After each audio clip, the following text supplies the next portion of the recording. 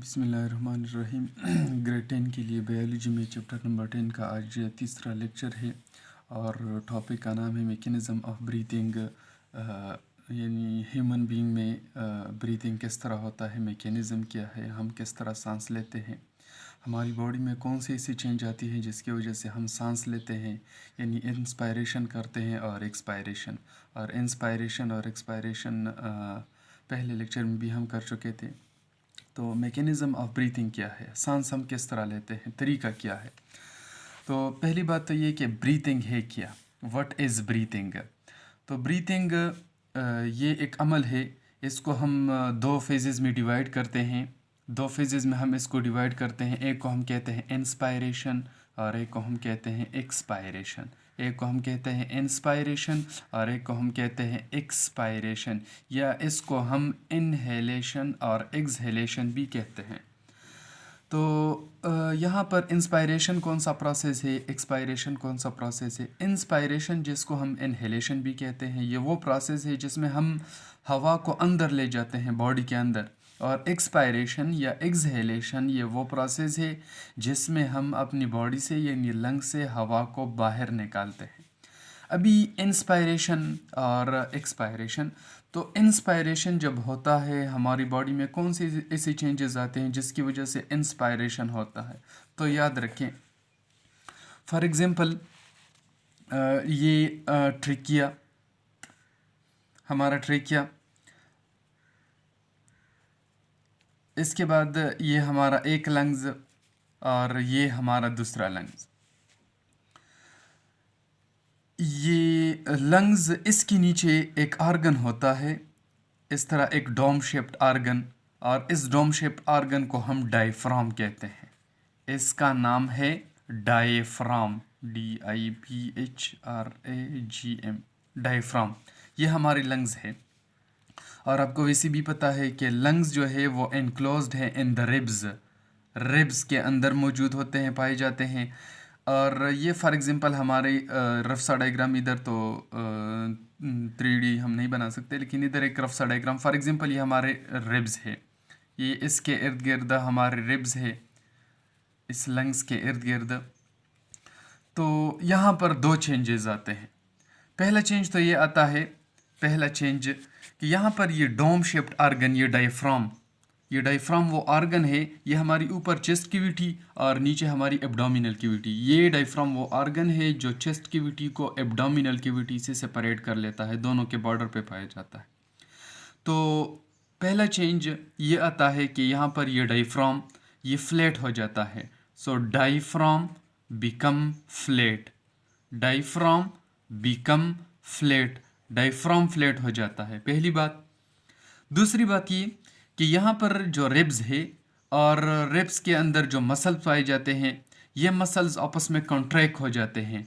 Muscles in the ribs become, muscles in ribs become flat, ये भी ये contract हो जाते हैं। तो जब डायफ्राम कॉन्ट्रैक्ट हो जाता है, और इधर मैं डायग्राम अभी बनाऊंगा कि इसका शेप किस तरह हो जाता है। डायफ्राम कॉन्ट्रैक्ट हो जाता है और इसके अलावा जो रिब्स है, ये इसमें जो मसल्स है ये भी कॉन्ट्रैक्ट हो जाते हैं। तो यहाँ पर हमारी बॉडी में एक चेंज आ जाता है। कौन सा चेंज आ जाता है? पहला चेंज तो ये कि यहाँ पर जो डायग्राम, इधर जो डोम शेप आपको नज़र आ रहा है, ये इस तरह फ्लैट हो जाता है, ये इस तरह फ्लैट हो जाता है, ये डायफ्राम भी फ्लैट हो गया। दूसरी बात ये कि ये हमारे लंग्स थे, ये वही ट्रेकिया का डायग्राम मैंने बना लिया, और ये इसका एक ब्रोंकस, ये दूसरा ब्रोंकस, ये हमारा एक लंग्स और ये हमारा दूसरा लंग्स। तो इसके इर्द गिर्द जो रिब्स थे, यहाँ पर इसके इर्द गिर्द जो रिब्स पाए जाते हैं। तो यहाँ पर दो चेंजेस। पहला चेंज तो ये कि यहाँ पर ये ये डायफ्राम बहुत ज़्यादा नीचे आ गया, डोम शेप से फ्लैट में आ गया, तो बिल्कुल नीचे आ गया है। और इसके अलावा ये जो रिब्स है, इसके अंदर जो मसल्स है वो भी कॉन्ट्रैक्ट हो गए हैं। तो जो मसल्स कॉन्ट्रैक्ट हो गए हैं, इंस्पायरेशन जब आप सांस लेते हैं, आप ज़रा चेस्ट पे हाथ रख के सांस ले, लंबा सा सांस ले, तो आपको फील हो जाएगा कि आपके जो रिब्स है उसने अपवर्ड मूवमेंट की। इस पर ज़रा ट्राई कर ले, अपनी चेस्ट पे हाथ रख कर ज़रा लंबा सा सांस ले तो आपको फील हो जाएगा कि हमारी रिब्स ने अपवर्ड मूवमेंट की। तो जब रिब्स ने अपवर्ड मूवमेंट की, साथ में डायफ्राम नीचे चला गया, तो लंग्स को बहुत ज़्यादा स्पेस मिल गया। जब लंग्स को बहुत ज़्यादा स्पेस मिल जाता है तो लंग्स बिकम एक्सपेंड्स, हमारे लंग्स जो है वो एक्सपेंड कर जाते हैं। और हमारे लंग्स जब एक्सपेंड हो जाए तो आउटसाइड यानी बाहर, आउटसाइड द इन्वायरमेंट में एटमॉस्फेरिक प्रेशर ज़्यादा होता है, हमारे लंग्स के अंदर एटमॉस्फेरिक प्रेशर कम। तो बाहर से इंस्पायरेशन यानी बाहर से जो एयर होता है, यानी हवा बाहर से इसी सूरत में अंदर आकर हमारे लंग्स एयर से भर जाते हैं। कौन सा चेंज आ गया इंस्पायरेशन के दौरान, ज़रा दोबारा देख लिए। एक तो ये कि यहाँ पर हमारी लंग्स के नीचे डायफ्राम है, डायफ्राम में चेंजेस आ गया। कौन सा चेंजेस, डायफ्राम में ये चेंज कि ये इसका डोम शेप था, ये फ्लैट हो गया। दूसरा चेंज ये कि लंग्स के इर्द गिर्द रिब्स है, रिब्स में मसल्स, और वही मसल्स कंट्रैक्ट होकर, जब कंट्रैक्ट हो जाते हैं तो हमारे मसल्स अपवर्ड मूवमेंट कर लेते हैं। जब अपवर्ड मूवमेंट कर लेते हैं तो यहाँ पर ये हमारे रिब्स अपवर्ड मूवमेंट कर लेते हैं, तो डायफ्राम नीचे चला गया और यहाँ पर रिब्स ने अपवर्ड मूवमेंट की, तो लंग्स के लिए बहुत ज़्यादा स्पेस मिल गया। हमारी चेस्ट कैविटी इंक्रीज हो जाती हैं, लंग्स के लिए बहुत स्पेस मिलता है। जब लंग्स के लिए बहुत स्पेस मिलता है तो इस तरह हमारे लंग्स एक्सपेंड्स हो जाते हैं। तो जब हमारे लंग्स एक्सपेंड हो जाए, बाहर यानी हवा की कंसंट्रेशन यानी एटमॉस्फेरिक प्रेशर ज़्यादा अंदर कम, तो बाहर से ये हवा अंदर हमारे लंग्स की तरफ आ जाती है और हमारे लंग्स में इसका मकदार बढ़ जाता है। इंस्पायरेशन का प्रोसेस मुकम्मल हो जाता है। फिर इसके बाद जब ये प्रोसेस मुकम्मल हो जाए, फिर इसके बाद होता है एक्सपायरेशन। फिर इसके बाद होता है एक्सपायरेशन। एक्सपायरेशन कौन सा प्रोसेस है? अभी हमारे लंग्स के अंदर हवा की कंसंट्रेशन बहुत ज़्यादा, हवा बहुत ज़्यादा है, डायफ्राम भी नीचे चला गया है, हमारी रिब्स में ने भी अपवर्ड मूवमेंट की है। अभी एक्सपायरेशन का प्रोसेस होता है। और एक्सपायरेशन का प्रोसेस कैसे होता है? फॉर एग्जांपल ये इंस्पायरेशन के प्रोसेस में ये हुआ था कि ये हमारे लंग्स थे, ये हमारे लंग्स थे, ये हमारे ब्रोंकस, और ये एक लंग, ये दूसरा लंग। तो यहाँ पर डायफ्राम जो है वो फ्लैट हो गया है इंस्पायरेशन के दौरान। यहाँ पर इंस्पायरेशन के दौरान ये डायफ्राम फ्लैट हो गया है। हमारी जो वो रिब्स थे उन्होंने भी अपवर्ड मूवमेंट की है, यानी उसके मसल्स भी कंट्रैक्ट हो गए हैं। तो एक्सपायरेशन के दौरान ये डायफ्राम जो है ये दोबारा अपना ओरिजिनल शेप एडॉप्ट कर लेता है, डोम शेप में आ जाता है। साथ में ये हमारी जो लंग्स है, ये ब्रोंकस, ये हमारे लंग्स।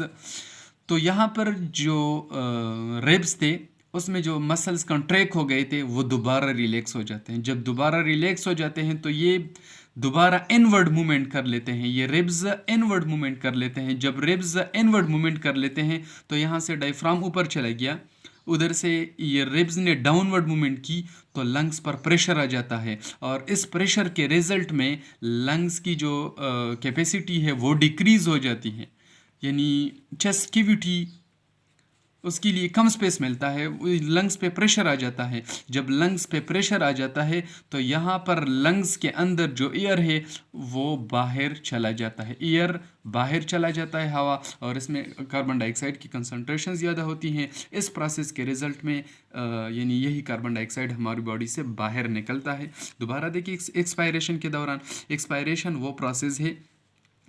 इंस्पायरेशन में, इंस्पायरेशन के रिजल्ट में हमारी जो रिब्स है वो अपवर्ड मूवमेंट उन्होंने किया था, साथ में डायफ्राम फ्लैट आ गया था। अभी एक्सपायरेशन के प्रोसेस में यही डायफ्राम जो इंस्पायरेशन के दौरान नीचे आया है, ये उसका फ्लैट शेप उसका फ्लैट हो गया है।